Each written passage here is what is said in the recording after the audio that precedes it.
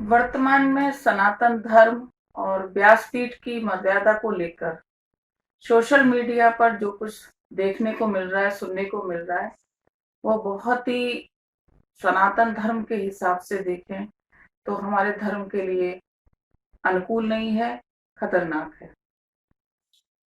व्यासपीठ पर बैठे हुए जब व्यास कथा से इतर कुछ बोलते हैं, धर्म के इतर कुछ बोलते हैं, या धर्म में ही हमारे देवी देवताओं के लिए कुछ ऐसा बोलते हैं जिससे पूरे सनातन धर्मियों के हृदय को ठेस पहुंचती है, तब बहुत कष्ट होता है। उनके बारे में कुछ ऐसा देखने और सुनने को मिल रहा है जिससे हृदय कष्ट से पीड़ित होता है। अभी पिछले कुछ दिनों में ये चीजें बहुत ज्यादा देखने को मिली हैं, और मुझे तब और भी ज्यादा कष्ट होता है कि जब व्यासपीठ पर बैठे हुए इन संत प्रबुद्ध जनों के लिए आम जनमानस सोशल मीडिया पर ही अभद्र तरीके से, अश्लील तरीके से टिप्पणियां करता है। बात दोनों अपनी जगह जायज है। न तो व्यासपीठ से ऐसे प्रसंग आने चाहिए, ऐसे वचन बोले जाने चाहिए, ऐसी बातें की जानी चाहिए, और न ही सोशल मीडिया पर आम जनों के द्वारा या जिनके दिल को ठेस पहुंची है, जिनके हृदय को पीड़ा हुई है, वो कुछ ऐसा बोले कि हमारे सनातन धर्म को कष्ट हो, हमारे सनातन धर्म की मर्यादा का हनन हो, हमारी संस्कृति का और हमारी सभ्यता का कुछ ऐसा हो जिससे हमारे हृदय को कष्ट पहुंचे।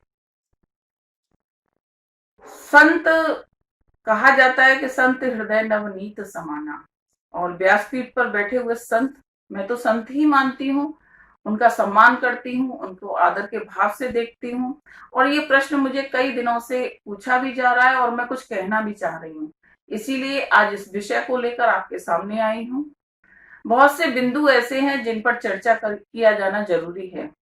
मेरे पूज्य सदगुरुदेव पुरी शंकराचार्य स्वामी निश्चलानंद सरस्वती जी महाराज हमेशा से कहते हैं कि व्यास पीठ के शोधन की आवश्यकता है, और मैं अक्सर करके उनके चरणों में निवेदन करती हूँ कि शोधन क्यों। तो उनका हमेशा एक ही जवाब रहता है कि जो आज व्यासपीठ पर बैठकर व्यासपीठ की गरिमा को हनन कर रहे हैं, व्यासपीठ की मर्यादा का हनन कर रहे हैं, उनको ध्यान रखना चाहिए कि व्यासपीठ स्वयं भगवान का स्वरूप है।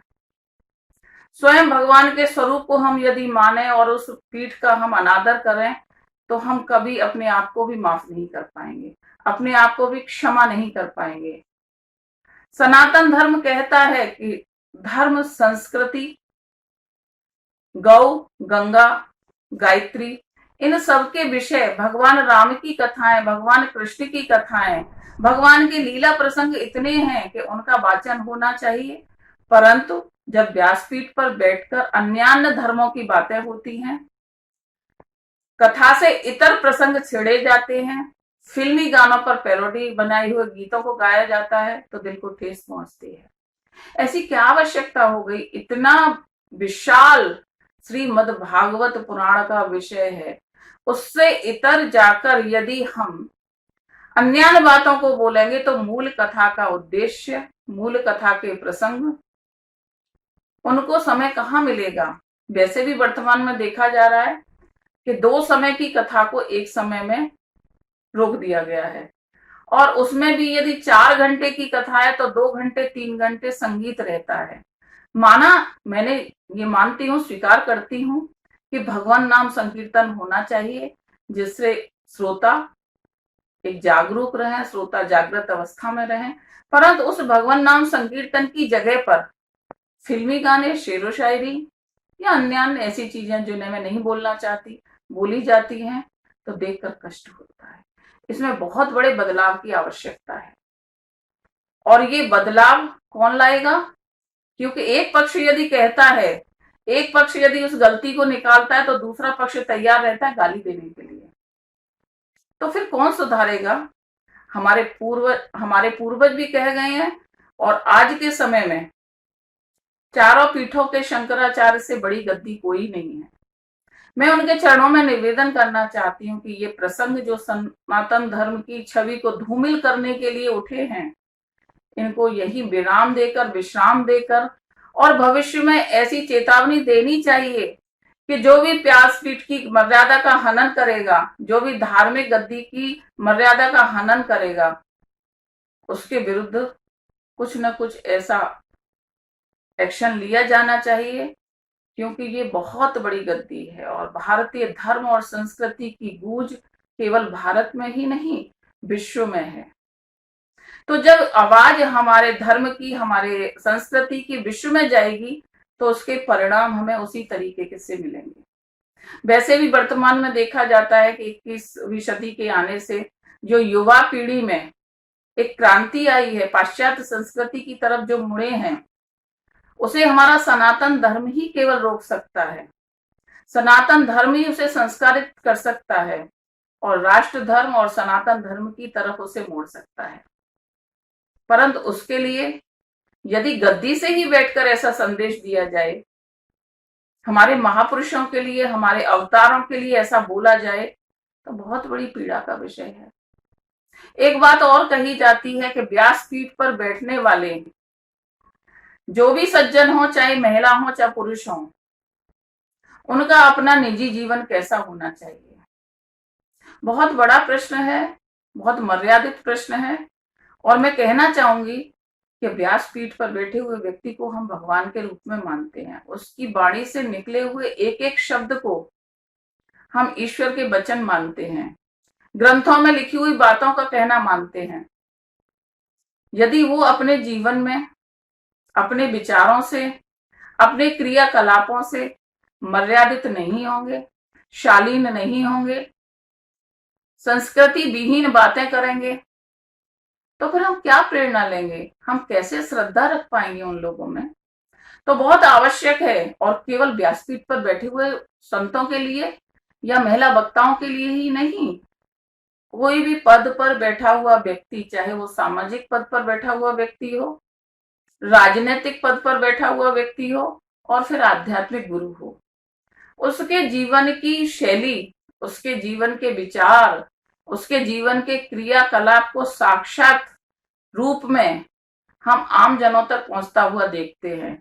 दूसरे शब्दों में कहूं कि वो सामान्य जीवन में परिलक्षित करता है। तो बहुत आवश्यक है कि उसका जीवन मर्यादित, शालीन, धार्मिक, समय अनुकूल और समय की मांग के अनुसार और लोगों को प्रेरणा देने वाला होना चाहिए। परंतु यदि उस पद पर ही बैठा व्यक्ति अपने निजी जीवन में कुछ ऐसे कृत्य कर बैठता है, तो वो मर्यादित नहीं रह जाता, क्योंकि पद पर बैठे हुए व्यक्ति का जीवन अपना जीवन नहीं होता, वो सार्वजनिक जीवन होता है। तो उस जीवन की छाप आम जनों पर पहुंचती है और आम जन उसे जीवन में उतारते हैं कि हमारे पूर्वज या हमारे आध्यात्मिक गुरु, हमारे सामाजिक सेवक जो कह रहे हैं, वो हमारे लिए एक ब्रह्म वाक्य की तरह से है। तो बहुत ही सोच समझ के, विचार पूर्वक निवेदन करना चाहिए। और मैं भी यही निवेदन करना चाहूंगी और प्रणाम भी करना चाहूंगी उन संत महात्माओं को, उन व्यासपीठ पर बैठी हुई महिला वक्ताओं को, कि जो उस पीठ पर बैठकर, उस गद्दी पर बैठकर कुछ अनर्गल प्रलाप कर बैठती हैं या ऐसी बातें बोल उठते हैं जो नहीं बोलनी चाहिए। तो उनको ऐसा अपने जीवन में और अपने शब्दों को मर्यादित करके बोलना ही एक प्रेरणादायक होगा और सनातन धर्म के अनुकूल। व्यासपीठ के शोधन की ही बात जब चल रही है, तो एक विषय की मांग हमेशा से उठती आई है और मेरे संज्ञान में भी है। मुझसे भी लोग पूछते हैं कि क्या व्यासपीठ पर महिलाओं का बैठना उचित है, या व्यासपीठ पर बैठकर आज जो बेटियां कथा का वाचन कर रही हैं, क्या वो हमारे शास्त्र के अनुकूल है। तो इस प्रश्न का जवाब देते नहीं बनता, और इसका केवल एक कारण है, चाहे समान अधिकार हैं हमारी महिलाओं के, हमारी बेटियों के, परंतु प्रकृति प्रदत्त स्वाभाविक धर्म के अनुकूल स्त्री का एक धर्म है जो उसके जीवन में इस पीठ पर बैठने के लिए व्यवधान बनता है या गद्दी पर बैठने के लिए व्यवधान बनता है। और मैं उसको उचित भी मानती हूं कि उस धर्म के चलते यदि कोई बेटी व्यासपीठ पर बैठती है, तो व्यासपीठ अपवित्र होती है, क्योंकि हमारे शास्त्रों में लिखा हुआ है।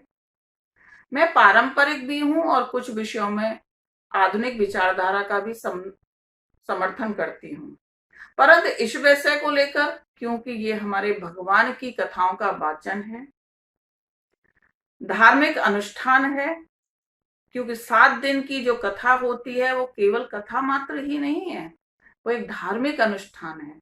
और उस धार्मिक अनुष्ठान के मध्य में व्यासपीठ पर बैठी हुई कोई बेटी यदि उस स्वाभाविक धर्म के चलते अपवित्र होती है, तो उस गद्दी की जो पवित्रता है, उस गद्दी की जो मान्यता है, उसको अवरोध होता है, उसमें अवरोध होता है। तो ये प्रश्न तो जायज है जिनका ये पूछा जाना कि क्या बेटियों को बैठना चाहिए।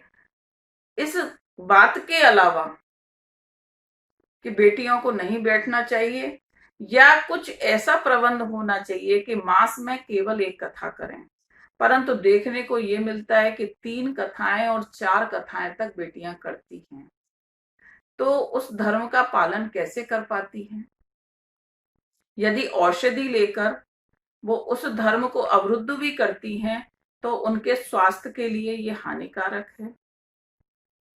भगवान की कथाओं का वाचन करें, प्रवचन करें। राम कथा, कृष्ण कथा हमारी धर्म के विषय, हमारी संस्कृति के विषय, गौ माता के विषय, गंगा के विषय, गायत्री के विषय, यमुना के विषय, वृंदावन के विषय, बहुत से ऐसे विषय हैं जिन पर बोला जा सकता है।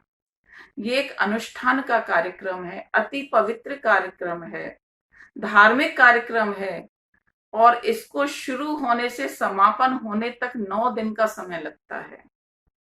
तो ये स्वाभाविक है कि ये अवरोध तो अवश्य ही आता होगा, परंतु उस अवरोध के समय में बेटियां कैसे इस पीठ की मर्यादा का पालन करती हैं, ये चिंतनीय विषय है। और मैं निवेदन करती हूँ उन बेटियों से जो इस कथा का वाचन करती हैं, अनुष्ठान करती हैं, तो उनको भी इस धर्म का पालन करते समय व्यासपीठ की मर्यादा का पालन, उनकी पवित्रता का, उसकी शुचिता के पालन का ध्यान अवश्य रखना चाहिए। यदि अभी तक नहीं रखा है और रखा है तो अति उत्तम, और यदि नहीं रखा है तो इतना तो मेरा कहने का अधिकार बनता है, क्योंकि मैं स्वयं उस वर्ग से आती हूँ और बेटियों के लिए और मैं अपना जीवन समर्पित कर रखा है।